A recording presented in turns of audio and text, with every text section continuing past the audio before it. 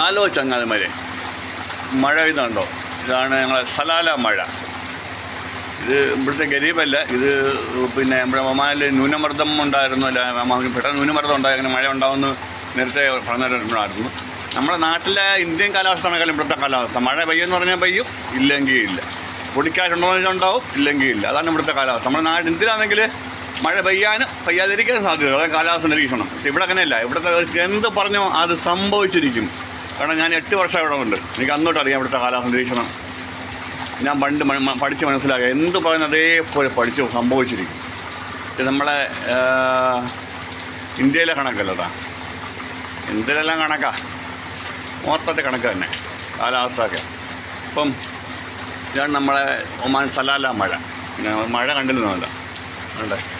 ഞാൻ മുകളിൽ വെള്ളം എടുത്ത് ഒഴിച്ചായിരുന്നല്ലേ, ഇത്രയും കാണിക്കാനൊക്കെ പറ്റും. ഞാൻ എന്ത് ചെയ്യാൻ പറ്റും? അപ്പം പറഞ്ഞതുപോലെ അവിടെ പോയി എടുത്ത ഫുള്ള് കിട്ടും. നോക്കാം അവിടെ കിട്ടുമോ.